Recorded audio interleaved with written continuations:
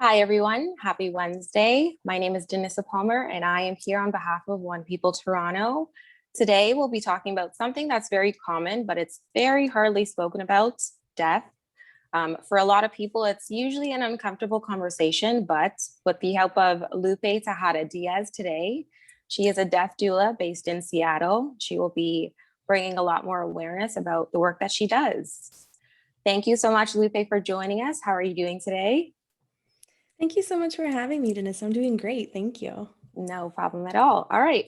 So I'm super excited because this is kind of like the first time I've actually ever heard about like a death doula. I've heard about like a birthing doula, of course, but death doula, this is my first time. So I'm excited. So I guess we'll just like dive into it. All right. So Sure. can you explain what a death doula is?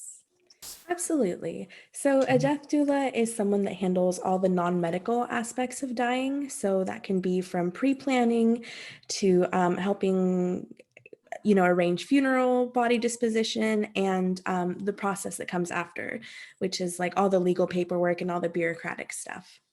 Okay.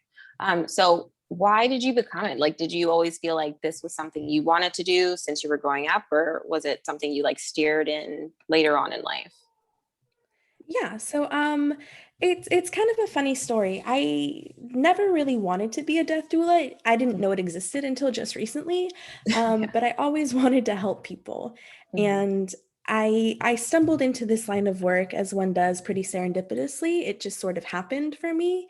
On Instagram one night, scrolling, found a bunch of videos linking me to my Mm. mentor and where I got my certification. Mhm. And kind of on a whim, I decided to send an email and say, "Hey, I'd love to be a part of this." And I got in. So it's been Wow, kind of a whirlwind ever since then. that's so amazing. Just like scrolling through Instagram. So like how was the process of it? Did you like was it a lengthy process? So it's a 12-week course, the one that I took. There's different Okay. ones that exist, but I went through Going with Grace over here in the Mhm. States. And like I said, it's a 12-week course and it's very intense. It's set up to be pretty fast-paced and pretty immersive. So from one week to the next, you're just seeing different modules about how to deal with grief and how to handle washing and preparing a body and things like Mhm. that. So it's very intense, but I really, really enjoyed it. Wow, that sounds like a lot for like somebody, especially not really knowing what you're going to go into at first, for sure. Um, Mhm. so when you share that you do that kind of work, do you get that weird reaction from people around you or like your family or friends? Did they react like really weird when you first told them? Um, Yes and no. So I have some people that are very interested and they immediately feel like, oh, well, can I talk to you about this and that and the other Wow. thing? And, Mhm. I think it gives people permission to speak about things that are normally saved from polite society. We don't talk about them. We're told that they're not okay to talk about. But just recently, I bought a car with my husband. And for the whole car buying process, our salesman was asking me a bunch of questions about, and how does this happen? And what about this? And what Mhm. about a will? And it's interesting to see how people can either come alive or really shy away. Yeah. Shying away is something that people tend to do as well. They think that I'm weird and strange, and they call me Morticia Adams, Ah. which is not an insult, I don't think. Yeah, I was like, I But like her. She's always cool. but my family, when I first told them, they reacted a little bit. They were concerned. I Mhm. think maybe because they were worried that this wouldn't be a sustainable career choice. Okay. And they thought, oh, well, that's a little morbid, but we're Mexican, and so we have a very good relationship with death in our community. Mhm. And we have a different sort of living. It's very communal the way that we exist. So life and death happen simultaneously next to each other with children, with everybody. We have a lot of ceremony around it. So it Okay. wasn't that strange, but I still do kind of get these looks from my family where it's like, "Oh, are you sure that this is Mhm. something that you want to do for the rest of your life?" So, Yeah. a pretty mixed bag. I definitely understand for sure.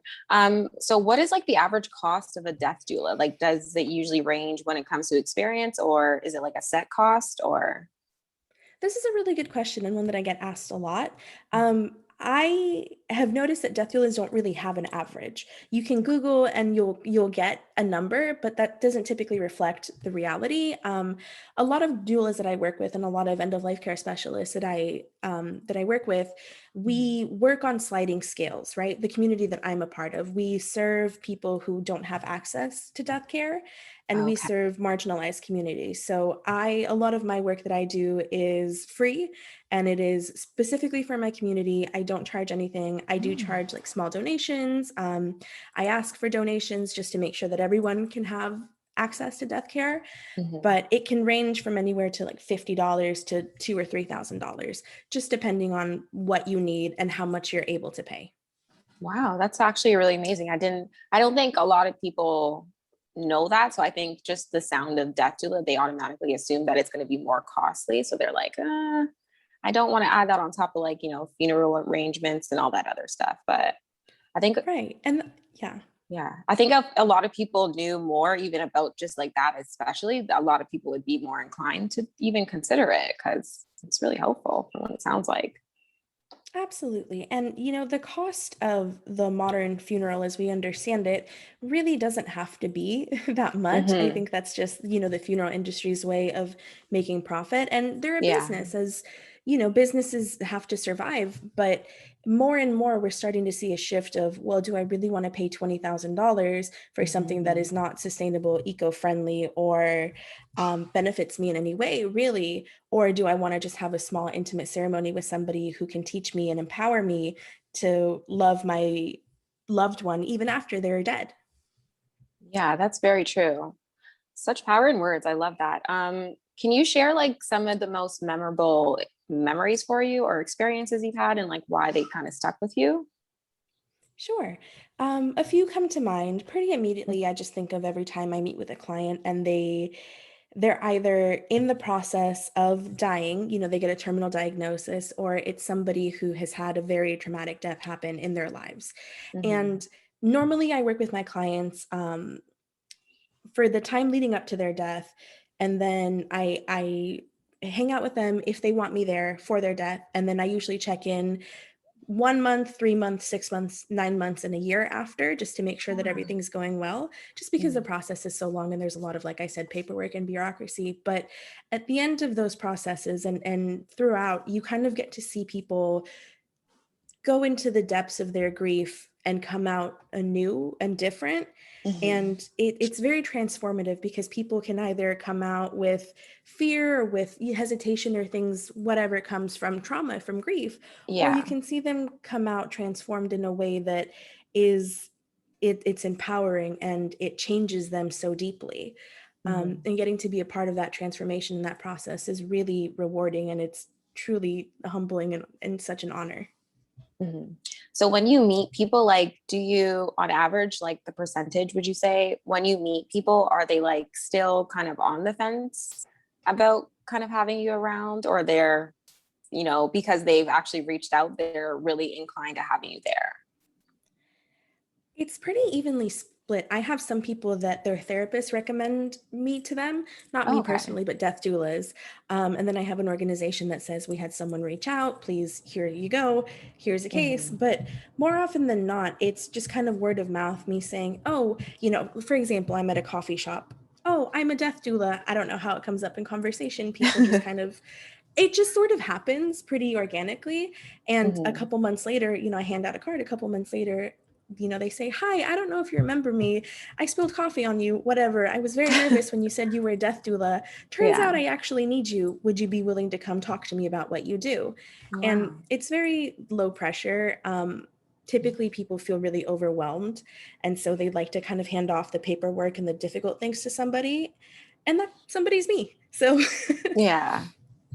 Well, that's like, I mean, it sounds like you have the patience for it too. So that's definitely super important what you're doing for Mhm. sure.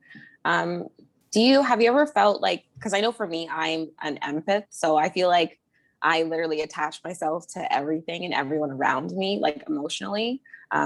Do you feel like you've ever had issues with detaching yourself from clients that you've come in contact with? Or is that like I something think that you kind of look forward to, kind of? It's a really interesting question because one of the things that we're taught in, I guess, Western society is that we shouldn't attach ourselves to people or show that much emotion. Mhm. But I argue that that's really impossible to do when you're in a position of serving people in such a deeply emotional situation, right? I don't That's true. necessarily believe in detaching because then it takes away some of the sincerity of the work. You know, I'm here to support you and to help you in whatever you need, and I'm here to meet you where you are. And if where you are is somewhere deeply emotional and you need somebody to sit with you through that emotion and cry with you and be angry with you, well, that's what Mhm. I'm going to do. um, there are, however, times where we need to recognize where our boundaries lie. Yes. I don't like it when my work affects me to the point where I can't eat, sleep, or drink because I'm Mhm. so wrapped up in it. But that is a reality that comes with this kind of work. It's heavy, it's emotional, and that's why it's so important for death workers and people in this line of work to have therapists where they can then unburden themselves of the things that they've heard or find a way to work through them so that it's beneficial to both myself and my client. Yes, I was just going to ask that question. Like, do you guys have therapists that are available for you? So I work in my own practice. I'm like the CEO and founder of my own little thing. Oh, So yes, amazing. I I love your, thank you. sorry, side note, I love your website name. Thank you Doula. so much. Oh, it's so cute and creative. I'm like, oh my God, I love this. This is so cute. Sorry, continue. No, it's okay. Thank you. No Um, problem. I came upon it with some friends one night. We were like, what are we going to call it? It worked out. It's perfect. I was like, this is so catchy. It's creative. It's cute. And it's just like, it kind of, especially since you're talking about death, it's like heavy, but it kind of lightens the mood. So you're like, oh, this is nice. Like, but sorry, carry on. No, thank you. Yeah. I have a therapist that I go to quite regularly, Okay. and I have different support systems as well. It's really important to have your mental health kind of in check when you're doing this stuff Hmm. because I also work with a, a big bulk of my work is working with people who have had really traumatic deaths, whether that's death by police brutality, gang related violence, suicide, murder, things like that, things that Yeah. really heavily impact communities of color and Mhm. marginalized people. So I don't think that I would be able to deal with that unless I had a really solid foundation for my mental health. Yeah, Um, it's really important. definitely. You did mention that you were married. How does your like partner deal with you and your work? Like, is he affected by it? Does he feel more sympathetic like when you go out?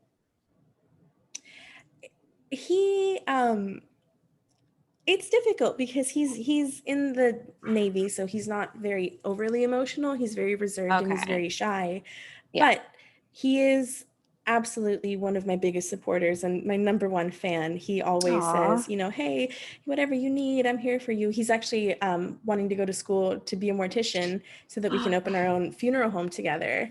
Oh my Um, gosh. That just yeah, gave so me chills. Oh my gosh. he's very sweet. I'm so very lucky. Yeah, that's so amazing. That's such a sweet thing. I love that. Do you like, are you guys looking to start? Well, it was a question. I mean, I feel like this might be too invasive, but I feel like this, do you have children? We do not. No, okay. I was like, do you feel like you will have children in the future? And like, do you feel like this would ever become an issue with that, like with your work? That's a really good question as well, because there's this idea that children shouldn't know about death or can't handle it. Yeah, Um, but like a lot of our fears, the fear of death is taught, fear of spiders, fear of anything. If we that's true. normalize things from a young age, children won't know that it's taboo, strange, or terrible. They'll just know, well, this is what mom does, this is what dad does. Similarly to Mhm. the way that, you know, people are brain surgeons or trash men. For us, I can be like, wow, how strange. I don't want to do that. But for Yeah. kids, it's like, well, that's how my mom pays the bills, and I like having a roof over my head. So, Hmm. you That's know. true. It's definitely all about how you like teach them. Definitely. I like that. Very good. Absolutely. What are like some of the most helpful techniques that you find like you use that you find most helpful with your clients and stuff? In what sense? Just like when it comes to like, I guess, calming them down, making them feel more comfortable with like opening up to you about stuff. Cause you are like, I mean, as much as you want somebody to help you, when they come around, it's just like, okay, this is my family. So like, family issues might start to arise or just like uncomfortable Mhm. situations. How do you kind of deal with that? There's a saying that my mentor, Alua Arthur, likes to use, and that is soft front, strong back. So it's important to be a place where people can land comfortably and sit with you and feel safe in the way that you present yourself. And it's difficult because you kind of have to assess the situation and figure out what does everybody need individually and how do I Yeah. respect everybody. Um, and so I think that one of the things that has helped me the most is just kind of sitting down, being really sincere and saying, okay, what is it that you need? How can I help? And if you don't know what that is yet, maybe we can figure it out together. I Hmm. think that sincerity and kindness and, like you said, empathy really go a long way when doing this work, because it makes people feel like, well, I can talk to you about this. You are just somebody, a professional who knows about this. And although society for my entire life has told me that I'm not supposed to talk about this with anyone, even my doctors, here's a Hmm. place for me to do it safely, freely, and with somebody who can hopefully stand with me in my grief.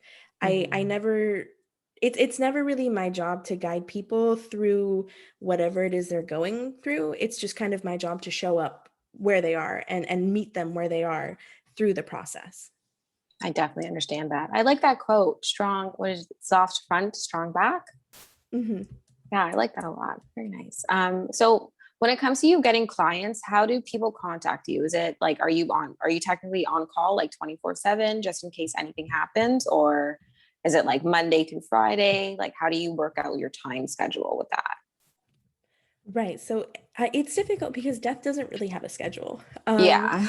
When I have clients who are actively dying or who are near death, it's Mhm. usually where I leave my phone on for a lot, most of the night I turn on my ringer just in case they need me. But for every client, there's always a contract and plans that we write up, a couple months in advance or however far in advance we can write.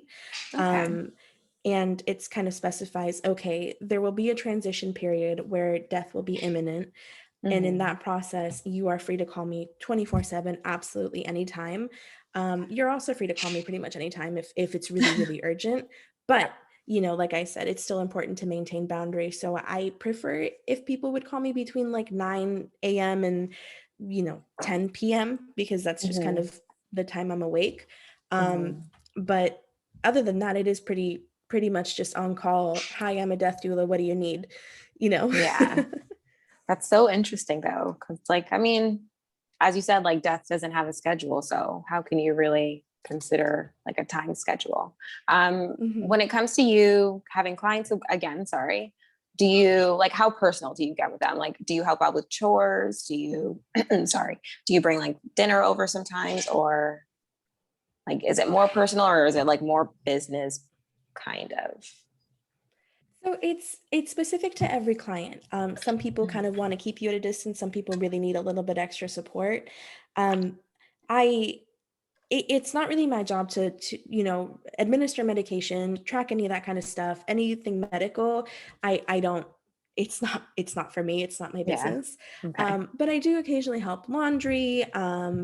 Getting drinks set up for them if they need water, whatever. So if they're in bed, of course I'm going to Mhm. help out a little bit there. But sometimes it's as simple as just sitting with a dying client so that their families can have a little bit of respite and go, get a haircut, take a breather, go for a walk. I think it's really important to support caregivers as well as clients. Yeah. And sometimes that's kind of all you need. Can you sit with mom while I do the dishes so I can distract myself, or can you maybe help with that so I can sit with mom uninterrupted? So it's kind of really whatever anybody needs. I definitely understand that. So when it comes to people like passing on, do you ever like I assume you're very spiritual. Um, do you ever feel like the presence of people around you, or do you ever like get like dreams or visions or anything like that? It's a complicated question, right? Because when you're in that place of like at the precipice of existence, you do Hmm. feel a shift in energy when somebody dies because it's a very monumental event. As far as any sort of spirituality or things like that, I don't really know. I think there's a lot in the world that I'm not aware of, and Hmm. there's a lot that I don't think that we'll ever be aware of. So I'm really open to the possibilities of whatever, existing or not existing. But I think that I'm so into my work, and in that moment, I'm very aware of what's going on for everybody. If I do get to be in that moment with the family, that there's not enough room for me to really be able to perceive that. I'm just trying to make sure that Okay. everyone is okay. Is okay. Okay. Hmm. So it sounds mostly just like your emotional, like you're allowing everybody to go through their process of like grieving, and you just kind of have to be like the strong one in the end. Like you just got to make sure everything's taken care of and everyone is doing okay. Essentially. Yeah, I like that. It makes it a lot easier for everybody else because as you said, death is extremely hard. And I feel like it gets a lot harder with families just because you don't have somebody taking care of certain things. So it's just like it becomes extra stressful. So definitely very considering. Um, do you ever feel uncomfortable speaking to somebody that's about to die? No. No. I think I feel more uncomfortable speaking to people who are in denial of the imminent death that they're going to Mm, face for a number of different reasons, right? Because number one, you denial kind of leaves you nowhere to run. It's mhm. like constantly running into a brick wall, and the brick wall isn't going to move because it's existence, it's fate. We were never meant to live forever, and unfortunately, our True. society has put it in our head that anti-aging and all these medical treatments to keep us young, to keep us virile, to keep us all these different things are the answer to the ever-present question of why do we have to die, right? Mhm. And so seeing that in somebody who is terrified of death and agitated and upset and not knowing what to do because their entire life has been turned upside down, it's very difficult because you have to keep in mind, okay, there's a lot of trauma here. We still have a lot that we need to sort through before you die. Where do Mhm. we start? Where do we go? In those cases, I think that one of my best tools and my resources are just sitting with them and talking with them through their fears and sort of being like, well, why are you afraid of this? And how can I help, if not alleviate, maybe help you mediate this fear? Yeah, definitely. That's amazing. Do you provide any like additional services, like any like because I know there's the traditional burial services, but like do you offer any different kind of like burial services? Right. So I specialize in alternative burial and green Hmm. burial. I don't provide the services. I have a wonderful support system here and a wonderful community in Washington that has those services available to me. I just kind of point my families in that direction. Here, we're lucky enough to have human composting. We have alkaline hydrolysis. We have green burial. We have so many incredible options. And Hmm. being well educated and knowing all those options is very important to me, because one of the things about being a human and dying is that we have to still be conscious of the planet when we do that. It's Definitely. not necessarily sustainable to be buried in a huge casket with all the bells and whistles and be embalmed because on a mass scale, because those are toxic chemicals leaking into the earth. And if there's an alternative, I think that we should go for them. So Yeah. that's always something I talk about with my client when we have an advanced directive planning session, or when we Hmm. have a body disposition planning session. I say, okay, what feels best to you? What feels like it would make you satisfied with your end on earth, right? Yeah. And that's where we start talking about all the different options. The alternative you named a green burial. Can you explain like Mhm. what some of those are? I was like, this is the first time I've heard of some of those. It's like so cool. Sure. So, human composting is essentially what it sounds like, where Yeah. humans are composted into this fertilizer that can be used for a number of different things. Hmm. Green burial is something where there's no embalming, there's no caskets, there's really nothing. Everything Okay. has to be biodegradable, decomposable, you name it. Hmm. And this process, the burial doesn't take place 6 feet under, it takes place 3 feet under, so Okay. decomposition can happen quicker. And it's, Oh. typically you're wrapped in linen or cloth or something that is compostable, or bamboo caskets, things like that, or coffins, I mean, wicker coffins, algae. as That's so long as it's, cool. yeah, as long as it's biodegradable, it's all good. And then we have alkaline hydrolysis, which is Mhm. the process. It's also known as water cremation, and it's a process where alkaline chemicals are used to essentially strip away all of the organic material of a body, so all that's left is bones, and Yeah. then the remnants of the organic material can then be used for, again, it's similar to human composting, where it can be used as fertilizer or whatever, if Mhm. it's legal in that area. Wow, that is so cool. That is the first time I've Mhm. actually heard of, I think this, the alkaline one. Mhm. That's really Alkaline cool. hydrolysis. Well, there's Oh also my gosh. burial at sea. There's people that have wanted to be shot up into space. I've Yeah. coordinated things like that too. So there's, Really? you name it, there's an option for it. I was like, okay, that was gonna be my next question. What's like the weirdest, like, or the most, not weirdest, I don't want to say that just to offend anybody, but the most unusual, like alternative burial you've ever done for somebody or arrangement you've ever done? I think the space one has been one of my favorite ones, just because of Wow. the amount of coordination it takes, and finding the companies to do it is always a little bit challenging, but I Yeah. like a challenge. And like I said, whatever I can do to make my clients feel happy and whatever I can do to honor their wishes, I think is just great. It's all I can do for them. So how did that process go? Like, were they cremated before? Did like their whole body just like get, like, that's so unusual. I'm like, I'm so curious. Right. It's just non-organic cremated remains, or the Oh, remains from okay. alkaline hydrolysis. Yeah, it's not like a whole body being, yeah, I'm no. literally thinking of like astronaut, like in a thing suit by himself, just being shot up. That's so cool. There's a whole website that kind of processes them. It's a kind of a long process, but Mhm. it is possible to do. Is it like costly? Very. Okay. I was like, yeah, that has to be very costly for sure. I mean, but compared to the traditional funeral that can cost upwards of $10,000 or $20,000, it's not Yes, that different. It's, I think, maybe $2,000 or $3,000. really. Yeah, more cost I effective to be shot up into space. I think I might consider that for sure. My parents or my family will look at me a little bit unusual, but I feel like it's going to cost you probably the same amount of money. Um, Mhm. that's so interesting. So when it comes to clients' vigils, do you attend every vigil, or do you just like go based off the contract that you outline with your clients?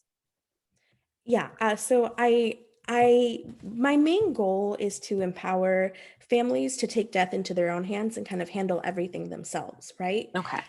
So whatever my client requests, if their family needs a little bit more support, if they want me to Mhm. back off a bit and just kind of make sure that everything is within the parameters of the law and everything is set up well for them, it all depends on what they want. Some clients I do sit there for the vigil. Some clients I kind of pop in, make sure everything's going okay, check breathing patterns, and then I leave. Other clients, it's don't show up, don't talk to me. We will call you when it's done, and Mhm. then you can help us. And in that case, my job is pretty easy. Yeah.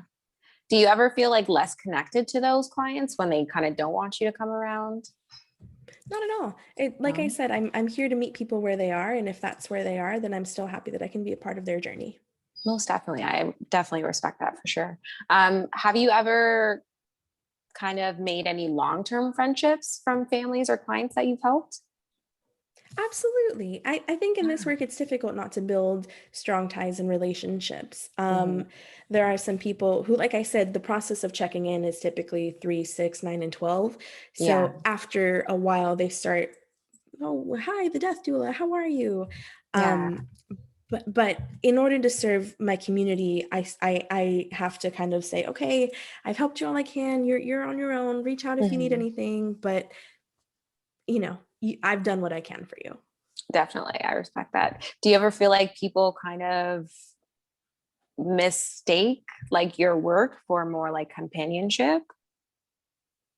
It hasn't happened to me yet, but I know that that's Yeah. something that does happen with some death doulas. Okay. Like I said, it's really, it's heart-centered work, it's emotional work, Mhm. and if you aren't crystal clear about boundaries, sometimes it can go a different way. But if that happens, it's very easy to clarify and be like, hey, I'm here to support you. You have all of my help, but let's make sure that you're not just relying on me as kind of a coping mechanism.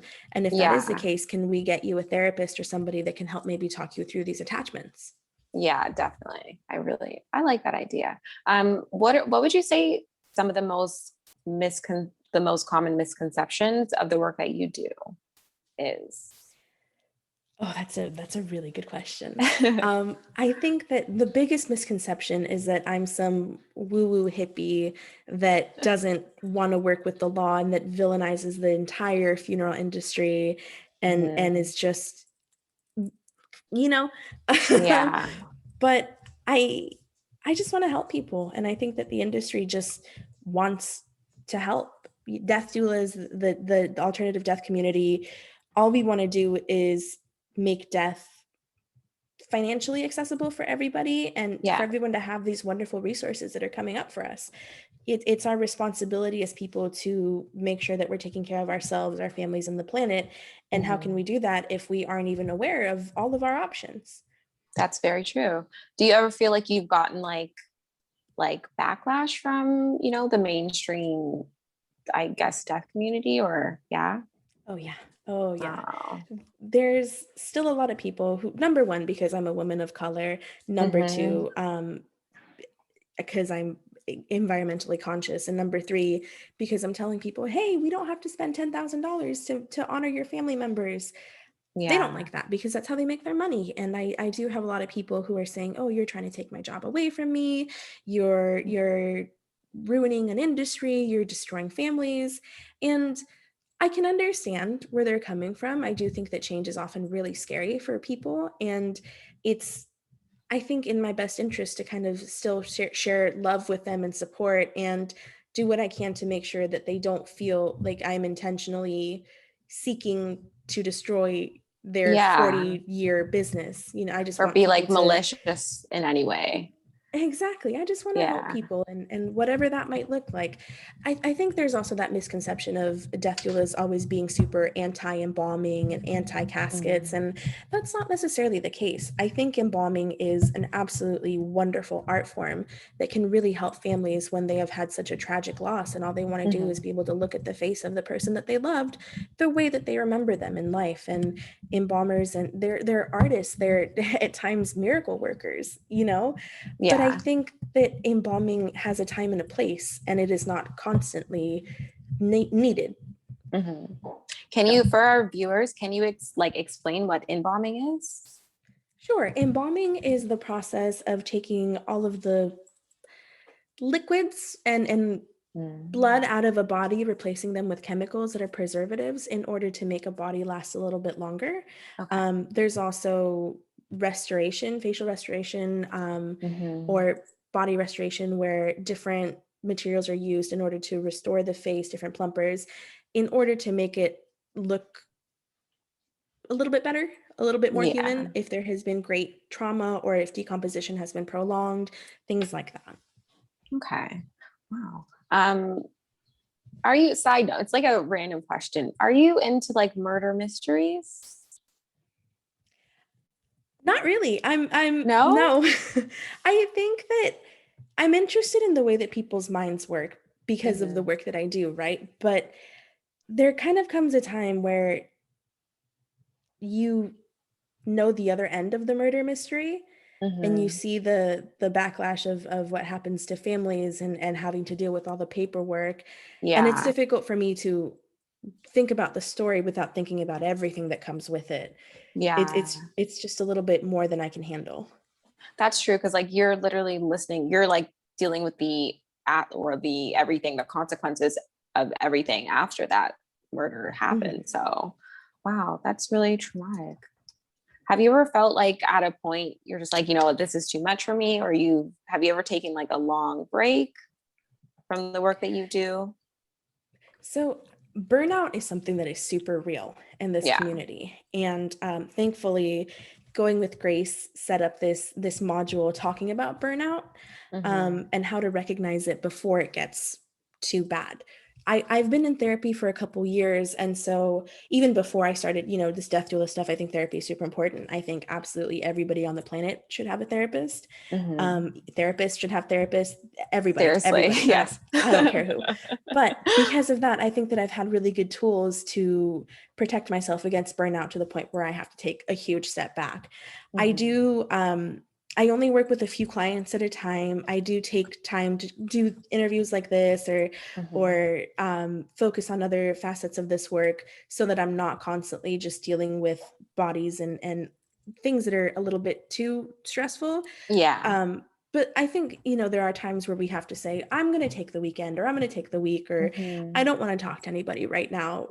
Thankfully, I'm a part of a collective called the Pro Collective. And these are some wonderful humans that I can trust with clients that come to me and say, I'm not doing this right now. Here are people that will help you. I'll be back, but you will be in good hands. So it's really, really great that I have such competent and wonderful and talented humans to support me. And I support them in the same way. That's amazing. It sounds like such like a strong, like built community that you guys have. That's really amazing. I like that. So with COVID, that's, been here for about 2 years now. How long have you been a death doula? I have been a death doula since the end of 2018, the beginning of 2019.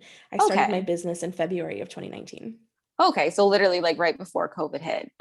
So can you explain like how, or if there was a transition from like when COVID hit or pre-COVID to like now COVID?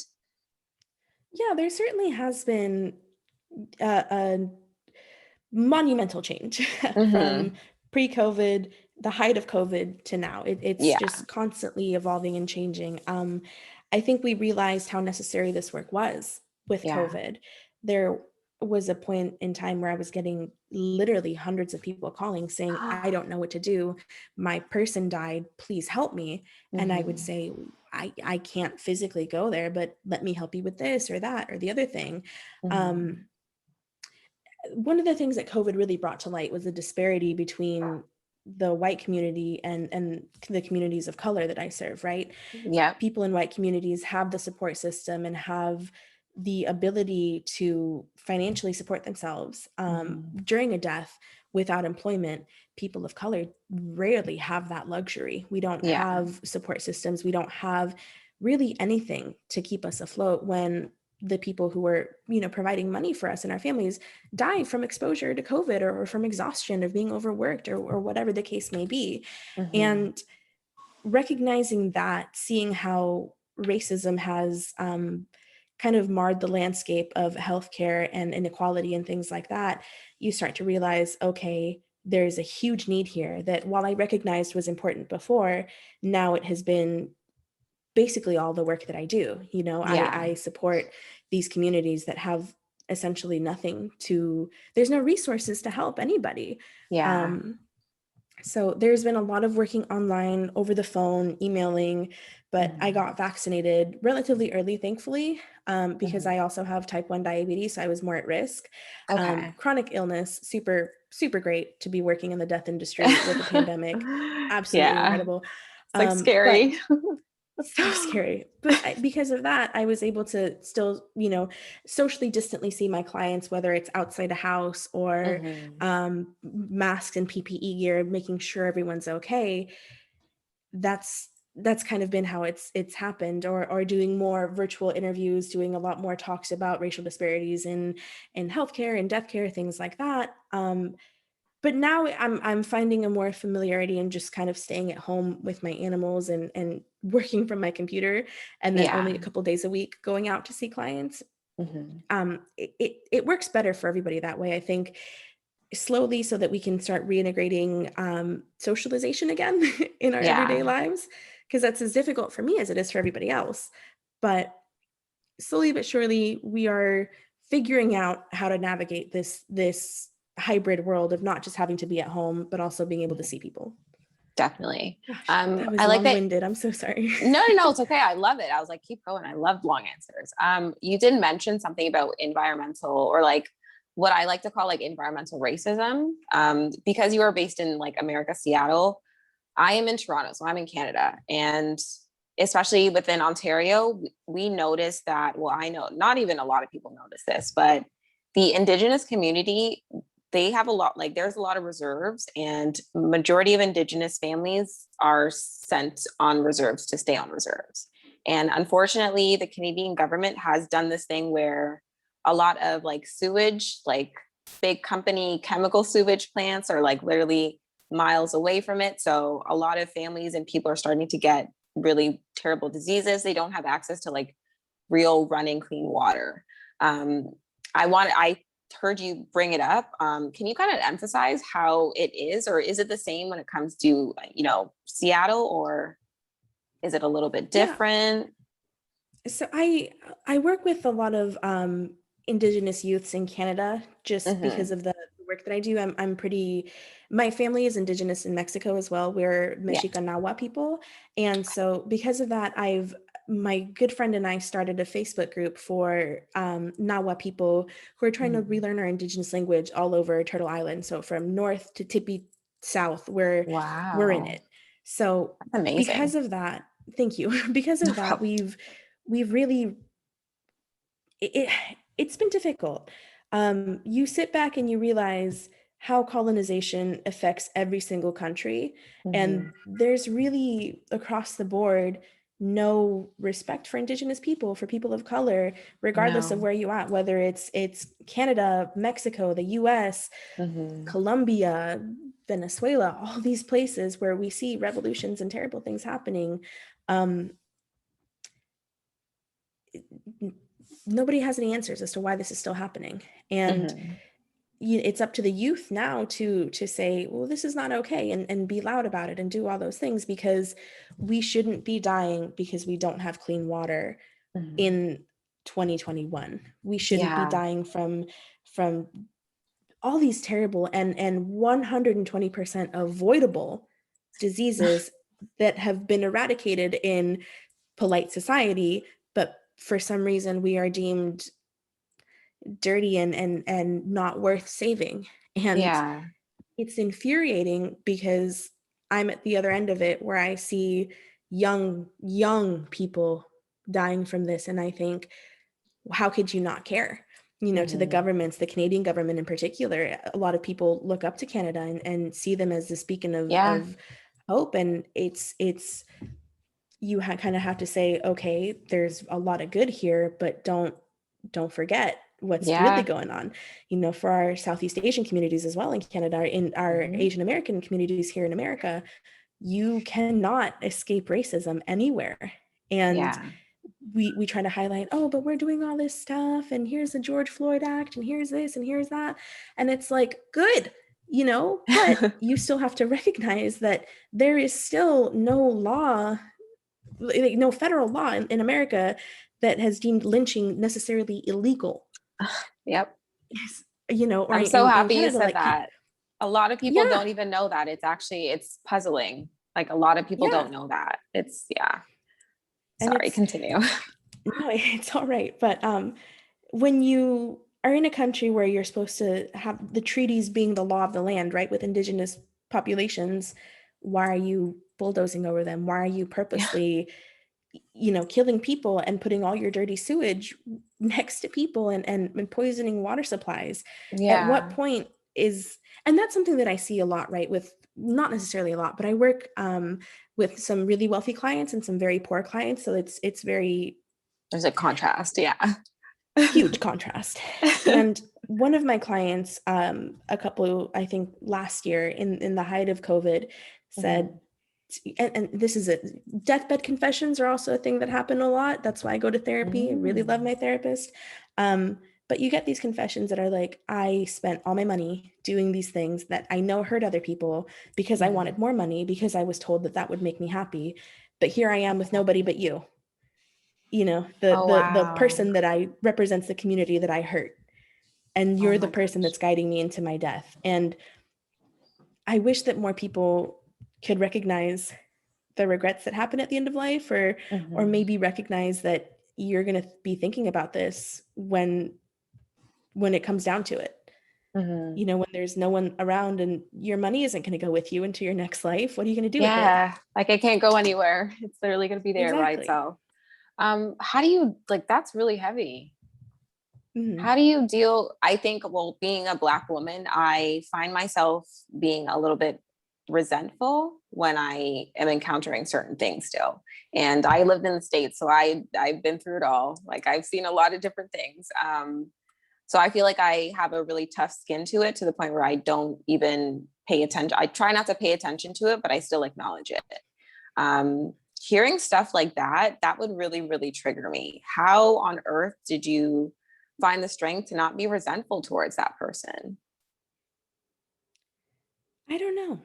Or just like I individuals like that? Cause like you still, it sounds like you still have to work with people like that. So it's just like, oh my gosh, how on earth do you, that's a lot of strength.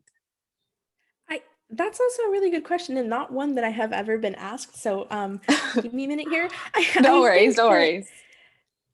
it's interesting that you're the only person that's ever asked that. But It's not even written down. I literally just thought of it because I'm like, you said that. I'm like, that's really heavy. I would be so resentful. So I'm like, oh, like I don't even feel like I would really want to help anybody from that community anymore, to be honest.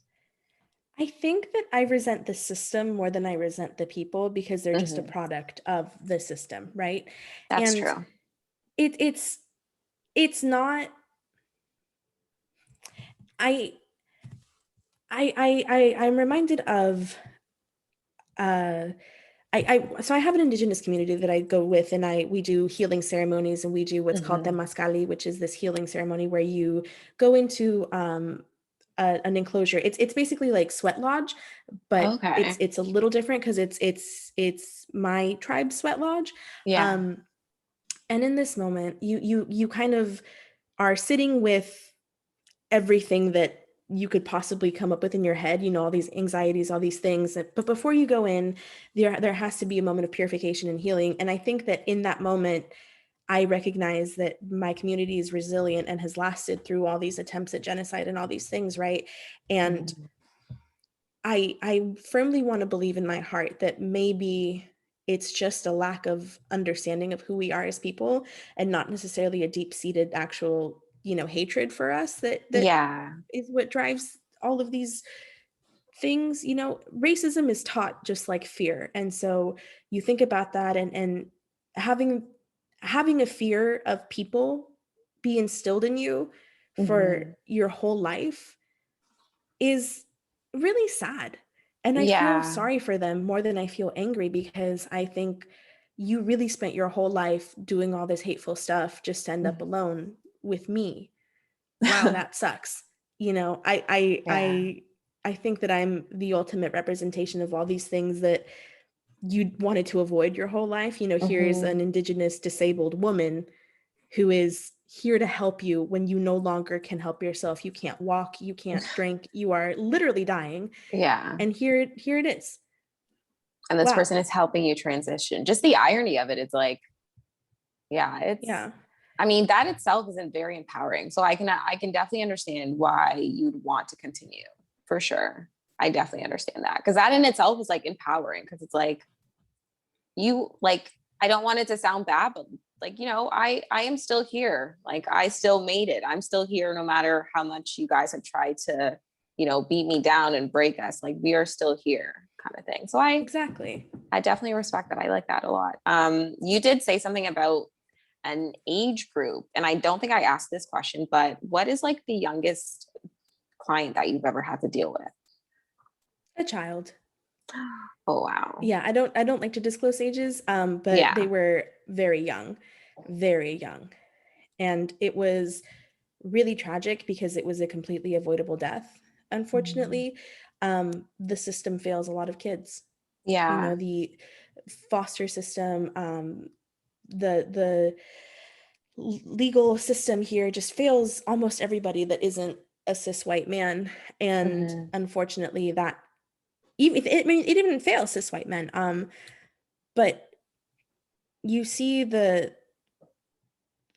result of neglect and abuse, and not caring on a body so young, and it just it's a tragedy. Mhm.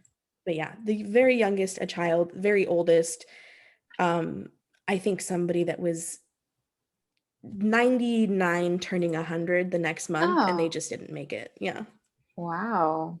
Yeah, they said, I've had enough. No, thank you. Yeah, it's just like, I mean, the world is already ending, so it's fine. Wow. That's really tragic though. I mean, do you find like being in Seattle, do you find that a lot of clients that you help do like, is it murder that is the biggest issue that you find, or is it like natural causes? It's I think a pretty mixed bag. Okay. Oh, sorry, my dog is sorry about that. He's having a That's moment. okay. He's blind and sometimes he gets a little scared, so he Oh just my comes here for a gosh, little cute. reassurance. Oh, Yeah, my he's a very heart. good boy. Oh, He's a so very good boy. cute. But most of what I see is yeah, I can't really say it's a majority of anything or the other thing. Sometimes it's Mhm. disease, sometimes it's old age, sometimes it's unfortunately murder and the result of colonization and violence. But Mhm. there's not like something that comes up more than the others. A lot of it Okay. is cancer as well. So yeah. Yeah. Because it's like a lengthy process that you kind of have to deal with, or like you help people transition. So I feel like it would be more Sometimes it's terminal. lengthy. Yeah, Yeah. sometimes people call me the day before or the day Oh, of. Yeah, okay. What's or like the after. longest process or the longest that you've ever dealt with a client for? Um, I think right around a year. Okay. They were given a terminal diagnosis and they wanted to try absolutely everything. And Hmm. it's not my place to say no. I'm just like, okay, sure. We'll get Yeah. everything ready. And if you want to talk about it, let's continue. And they got a little better and then they didn't. And then they finally Mm. were ready to just be done with all the pain and all the medication and all the things. And at that point, after they made that decision, it was about 2 weeks until they died. Oh, wow. Okay. I mean, they went through the process, so at least they did it, I guess. Mhm. So in Toronto here, there have been like a lot of conversations about opening death cafes. And that's kind of just to bring more awareness of like death doulas. Have you heard of that happening in Seattle, or is that something that like you Yeah. think should be happening? It's pretty common. Oh, okay. Thankfully, Washington has always been one of those states that's a little weird and a little out there. So it's not at all uncommon for us. Oh, Washington, wow. Oregon, California, we're all about it. Mhm. Virtual death cafes are also really great. So yeah, I think it's an incredible place for people to come and ask the questions that they wouldn't ask in Yeah, other places. definitely. I think it needs to just be more like normal. Not like, I mean, death is normal, so it's not unnormal, but like it just needs to be more a topic that's like talked about more often, so people are not super uncomfortable about it for sure. Um, Absolutely. yes. Lupe, is there anything that you would like to tell our audience before we let you go today? Yes. Death isn't scary. It's a normal part of life. Mhm. Um, Planning it doesn't bring it on, it doesn't call it. It just helps you be prepared. And if you are afraid, if you have any concerns, talk to somebody, reach out. Therapy, a death doula. I'm always here to answer questions for people. There's a whole community that would just love, love, love, love, love, love to talk death all day, every day. So reach out. We're here. Oh, and don't be racist because that sucks. Yes, thank you very much. All right, Lupe, thank you so much for joining me today. It was wonderful speaking to you today about death. It's I actually like was more comfortable now. Like I think I want to talk about how I want to go. It's gonna be That's like, so exciting. wow, I was like, I think I might do the space thing for sure. That sounds really cool. Yay. Yeah, for Oh, sure. we'd love to hear it. All right. Thank you, Lupe, so much. Thank you guys so much for joining us today. I hope you guys have a wonderful Wednesday.